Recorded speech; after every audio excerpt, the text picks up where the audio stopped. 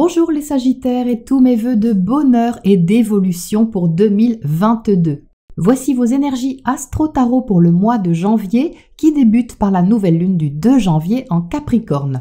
Le nouveau cycle proposé s'ouvre dans votre secteur des biens, de l'argent gagné par le travail et de tout ce qui a de la valeur pour vous.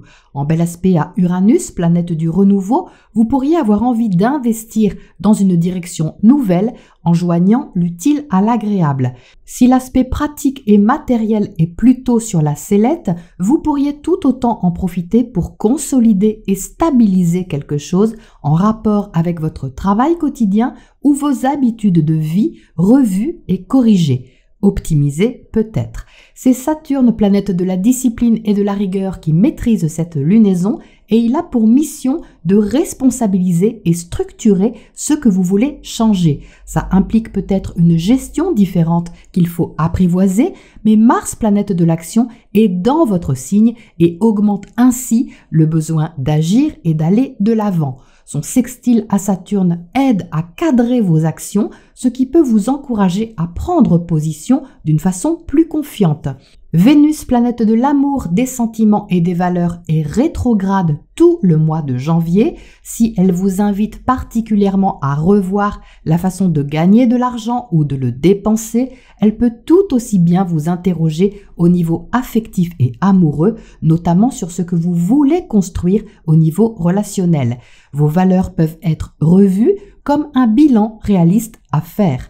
Le 8 janvier, la conjonction Soleil-Vénus rétrograde peut vous permettre de revoir, sous une lumière plus franche, un projet relationnel ou financier. Le 11, Mars en carré à Neptune peut augmenter les instincts de générosité et les élans du cœur.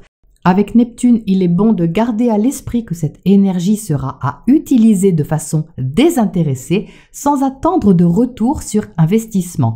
Le 14, Mercure, planète de la communication, entre en rétrogradation, les nouvelles idées sont à intégrer et les avis peuvent aussi changer, et ce, rapidement. La rétrogradation vous invite à ne pas prendre de décisions hâtives, mais plutôt à vous faire à l'idée du changement à effectuer, incluant un repositionnement relationnel. Le 18, la pleine lune dans l'axe Cancer-Capricorne vous invitera à une profonde lucidité sur la valeur que vous donnez aux choses et aussi celle que vous vous accordez. Un équilibre sera à trouver entre vos habitudes de confort et de sécurité, quelles qu'elles soient, et le besoin de partager ou de mettre en commun. Les émotions seront intenses sur cette pleine lune, ainsi que l'envie d'assumer fortement ce qui vous nourrit ou ce que vous voulez nourrir symboliquement ou concrètement. Uranus repartira en marche directe, ce qui permettra une nouvelle gestion de votre vie quotidienne petit à petit avec une organisation plus indépendante. Le Soleil entrera en Verseau le 20, vous donnant davantage envie de vous relier aux autres et d'avoir des relations franches et honnêtes. Le 23, la conjonction Soleil-Mercure rétro vous aidera d'ailleurs à faire un point relationnel ou contractuel plus ouvertement. Le 24, Mars quittera votre signe pour entrer en Capricorne, ce qui va encourager les efforts réguliers et déterminés dans la direction que vous voulez stabiliser. Dynamiser votre vie professionnelle et matérielle avec patience sera soutenu. Mercure rétrogradera alors le lendemain, le 25 janvier, venant aider en Capricorne à recompter quelque chose ou réfléchir sur une question qui a de la valeur pour vous. Et d'ailleurs, qu'est-ce qui compte vraiment, les Sagittaires? Ça pourrait bien être la vraie question qui soulèvera la façon dont vous vous investissez. Vénus repartira alors en marche directe le 29, mais pas toute voile dehors. La planète des sentiments et de tout ce qui vous est cher prendra son temps pour aller vers ses buts. Vous n'aurez pas envie de faire n'importe quoi, ni d'aimer n'importe qui. Il faudra que ça en vaille la peine. Avec Vénus en Capricorne, pas sérieux, s'abstenir. Et ce n'est pas Mercure qui dira le contraire en se joignant à Pluton le 29 janvier. Les discussions seront franches et les réflexions déterminantes. Ce sera oui ou non et il y aura peu de place pour les peut-être ou pour les on verra bien. En tout cas pas ce mois-ci où vous serez plutôt en recherche de stabilité et de sécurité. Voilà les Sagittaires pour votre météo astro et on passe au tirage pour les précisions. Alors les Sagittaires, c'est du sérieux sur ce mois de janvier. Ça pose les choses, ça s'organise, ça se structure et c'est clairement orienté vers un renouveau. Alors vous entrez avec le roi de Pentacle dans le tirage. Le roi de Pentacle, c'est cette nouvelle lune en Capricorne, un signe très posé et qui pour vous a lieu dans la maison 2, la maison des biens, et qui accentue encore ce besoin de stabiliser les choses, de les construire, de les consolider et de pouvoir compter dessus. Donc c'est votre intention les Sagittaires, puisque vous entrez avec ce roi, c'est certainement de vous donner les moyens de faire des choses qui sont nouvelles, de vous ouvrir tout un chemin constructif, quelle que soit la façon dont vous le faites. Ce roi de Pentacle est entouré par 2 arcanes majeures, des belles cartes, la carte du magicien, la carte de l'impératrice en dessous. Donc la carte du magicien tout en haut, c'est le fait de créer quelque chose, d'utiliser les outils que vous avez en main d'une nouvelle manière et qui peut être expérimental. Avec le magicien, vous ouvrez, vous découvrez, vous apprenez. Donc que ce soit une façon de gérer votre vie au sens large ou que ce soit une nouvelle façon de travailler, de gagner de l'argent, de vous exprimer, vous avez les talents qu'il faut pour le faire et vous avez envie de vous donner la possibilité de mettre en place quelque chose qui certainement vous inspire, parce que la lune n'est pas loin et bien qu'on soit dans une énergie très concrète, vous êtes quand même inspiré avec cette lune par ce que vous avez envie de poser. En dessous, vous avez l'impératrice, ça c'est votre attitude les Sagittaires. L'impératrice, c'est une énergie très fertile, c'est une énergie d'abondance intérieure, abondance d'idées, de projets, envie de faire des choses, mais ici j'ai la sensation avec ce roi de Pentacle au-dessus que c'est plutôt cadré et bien dirigé sur quelque chose en particulier. Donc ça, c'est très soutenant pour vous les Sagittaires parce que quelque part, c'est un encouragement vraiment très concret à exprimer ce que vous avez envie d'exprimer. Exprimer avec l'impératrice, ce n'est pas forcément par des mots, c'est exprimer avec une façon d'être, exprimer qui vous êtes avec une attitude ouverte et vous donner les moyens de faire sortir cette richesse intérieure, quelque chose qui compte pour vous, qui a de la valeur et qui certainement vous tient à cœur. C'est prometteur parce que c'est bien posé, même si ça vous sort de votre zone de confort. Vous êtes au centre avec le 5 de feu, donc avec le 5 de feu, il y a une déstabilisation. Et c'est bien parce que de la déstabilisation naît l'évolution. Ça bouge un peu vos repères et vos structures, mais c'est vraiment dans un but constructif et ça va plutôt vous stimuler qu'autre chose. Vous allez avoir certainement besoin ou envie de construire de nouveaux repères mais qui tiennent la route. On n'est pas ici dans quelque chose de fantasmé, d'idéalisé. On est peut-être dans quelque chose qui vous inspire, oui, mais qui repose quand même sur des choses tout à fait concrètes, solides et fiables. Vous avez ici l'as de Pentacle, donc l'as, c'est le fait de miser sur quelque chose, de poser une première pierre à l'édifice qui doit être solide et parfaitement stable. L'empereur ici va y veiller parce que l'empereur, ce bâtisseur du tarot, qui est en parfaite résonance et harmonie avec le roi de Pentacle, va vous aider à consolider avec des garanties qui sont sécurisantes. Donc là, vous êtes au tout début, les Sagittaires, de quelque chose. Et là, on a le 4 d'air qui est inversé et cette carte, elle est très intéressante. Le 4 d'air est relié à la communication, à l'expression et à la réflexion. Avec le 4, on est plutôt dans la pause mentale. On prend du recul, pas vraiment pour se poser plein de questions, mais plutôt pour arrêter de s'en poser un certain temps afin d'y voir plus clair. C'est quelquefois en arrêtant de se poser les questions que la clarté émerge. Ce n'est pas forcément en se torturant l'esprit. Donc, avec le 4 d'air, il peut y avoir eu une pause mentale ou une espèce d'arrêt sur image parce que vous ne saviez peut-être plus trop comment avancer ou comment sortir de quelque chose qui était assez statique. Parce qu'il ne faut pas oublier que le 4 d'air, c'est quand même un 4. Donc c'est très bien pour méditer, pour être dans la verticalité, la présence, d'observer vos pensées par exemple sans les juger. Mais l'autre côté de la pièce, si on veut, avec ce 4 d'air, c'est que vous pouviez aussi rester dans un état d'esprit habituel, on va dire, par rapport à quelque chose. Et là, avec l'entrée de ce Mercure en Verseau, quelque chose se dégage. Mercure en Verseau apporte de la nouveauté, des idées avant-gardistes et un nouvel état d'esprit. Donc c'est pour ça qu'elle sort inversée. C'est parce que l'entrée de Mercure en Verseau dégage cet état de stabilité et de sens pratique qu'il pouvait avoir en Capricorne. Mais ce qui est un peu complexe, c'est que quand une carte est inversée, c'est qu'elle a quand même un message à transmettre pour que l'énergie soit tout de même intégrée correctement, on va dire, entre guillemets. Et ce qui est intéressant, c'est que ce Mercure en Verseau va rétrograder à la mi-janvier,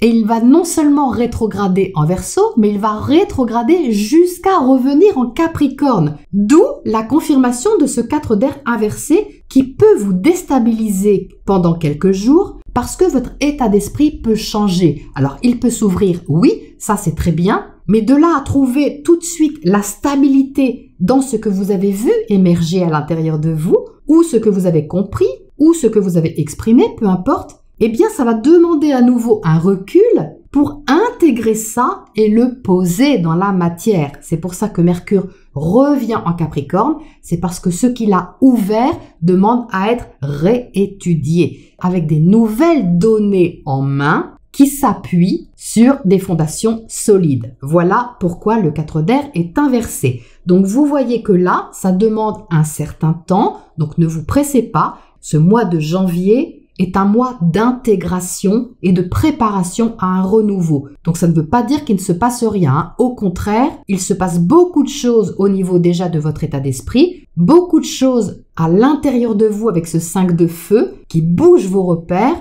et beaucoup de richesses qui émergent avec l'envie de vous donner les moyens d'avancer. Donc ici, on a l'empereur qui aide à cadrer, structurer, consolider, rassurer et qui est le mari de l'impératrice. Donc on a ici le couple très puissant au niveau de ce qui est réalisable et de ce qui peut être envisagé parce que l'empereur construit ce que l'impératrice lui propose. C'est une complémentarité si vous voulez.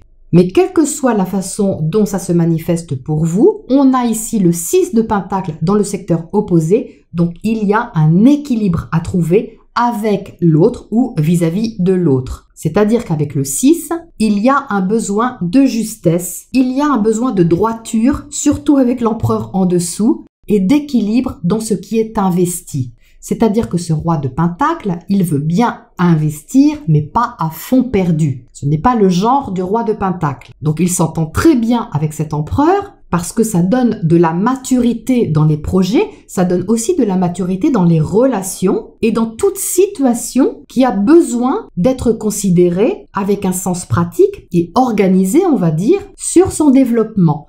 Et ici, avec le 6 de Pentacle, ce qu'il y a à ouvrir du côté relationnel demande à être équilibré et partagé équitablement et honnêtement. Donc ça paraît peut-être simple comme ça, mais avec le 5 de feu au centre de vous, ce n'est peut-être pas aussi simple qu'il y paraît. Alors pour qui, pourquoi, vous seuls le savez les Sagittaires, il y a peut-être des choses à revoir, à rediscuter, il y a peut-être des choses à mettre au point sur la façon dont vous voyez les choses, dont vous avez envie de créer et sur ce qui peut être de l'autre côté, partagé, rendu, échangé ou mis en place. Donc il s'agit bien de partir ou de repartir sur des bonnes bases. Donc avec la lune positionnée ici, vous êtes sûrement inspiré, c'est ce que je disais tout de suite, et c'est une énergie qui peut aussi enrichir votre imagination, votre sens créatif artistique dans certains cas, parce que l'impératrice est tout de même très artistique, mais ça peut aussi vous rendre particulièrement sensible, même si vous ne le montrez pas forcément. Donc elle apparaît ici, je pense, en clin d'œil pour vous aider à assumer aussi vos émotions, votre sensibilité et peut-être à en tenir compte davantage pour créer et développer ce que vous avez envie de consolider. Elle vous appelle un peu cette lune, c'est la sensation que j'ai ici, parce qu'on a quand même des énergies très posées, une assise vraiment très stable, mais la lune à côté du magicien demande à être entendue. Il y a quelque chose ici, les Sagittaires, qui demande à être nourri en vous, et ce, de façon peut-être différente ou nouvelle. Elle est là, la nuance. C'est pour ça que la lune est là. Donc c'est à ne pas négliger, parce que l'équilibre ici, qui est requis par le 6 de Pentacle, ne peut trouver écho que si cette lune est accueillie par vous. Donc c'est vraiment à prendre en compte. Alors qu'est-ce qu'on a pour éclairer ce tirage à côté du 4 d'air pour commencer? Ici en bas. Ça vous encourage aussi à parler les Sagittaires, hein, à vous exprimer différemment peut-être, à exprimer vos idées, vos pensées, et peut-être d'une façon dont vous n'avez pas l'habitude, hein, c'est fort possible. Alors qu'est-ce qu'on a dessus? On a la lune, à nouveau. Ben là, vous voyez, j'ai la sensation que vous ne dites pas tout, ou que vous n'avez pas tout dit. Alors peut-être à quelqu'un en particulier, ou peut-être plus symboliquement que vous n'avez pas osé dévoiler l'ampleur de votre sensibilité et de vos émotions. C'est quand même fort ici de l'avoir 2 fois, hein. Mais quoi qu'il en soit, ne mettez pas un mouchoir sur vos émotions, vos sentiments. Vénus est rétrograde, oui, mais ce n'est pas parce qu'elle est rétrograde qu'il faut l'ignorer. Au contraire, c'est tout l'inverse. C'est une invitation à écouter davantage ce que vous aimez vraiment, ce qui compte pour vous, sans vous mentir. Et ça ouvre quelque chose de vraiment très riche au niveau émotionnel. Alors, qu'est-ce qu'on a sur ce 5 de feu ici au centre? Comment est-ce que vous évoluez les Sagittaires? Alors, on a le potentiel, hein, la brèche lumineuse qui correspond à nouveau à l'impératrice, c'est-à-dire la possibilité de délivrer quelque chose, de vous ouvrir en ayant parfaitement conscience de votre valeur, de ce que vous avez à donner, de ce que vous avez à offrir et de le faire d'une façon nouvelle. Alors, qu'est-ce qu'on a à côté de cette lune là-haut?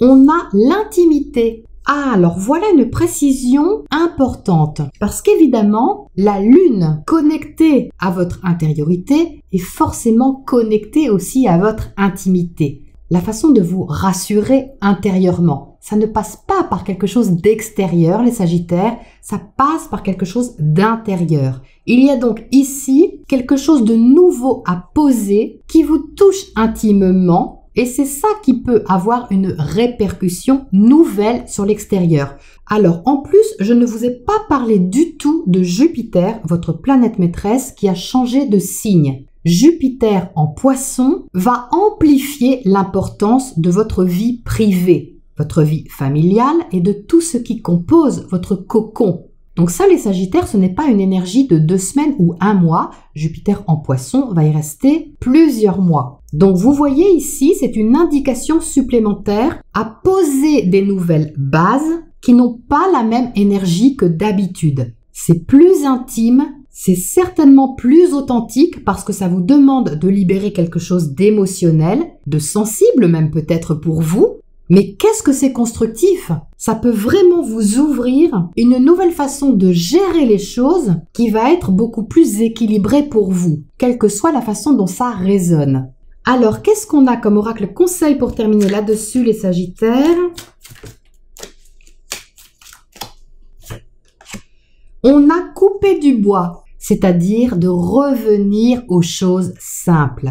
Couper du bois, c'est revenir à vous. Revenir à l'essentiel, revenir dans le moment présent. Cette carte conseil peut faire penser à une sorte de sécurité, d'anticipation. On coupe du bois hein, pour préparer l'hiver, mais ça va un peu au-delà de ça, parce que c'est aussi une invitation à revenir aux choses simples, aux tâches peut-être, qui sont humbles d'une façon ou d'une autre, et qui nourrissent le quotidien en passant par des petites choses. Et c'est ce qui fait toute la beauté de cette énergie de janvier pour vous, parce qu'il y a une sorte de pivot qui vous permet de reconsidérer ce qui compte vraiment pour vous, mais d'y donner une nouvelle impulsion qui est comme simplifiée, plus posée, plus nourrissante et rassurante pour vous et qui demande votre participation, votre contribution d'une façon en même temps humble et très ouverte.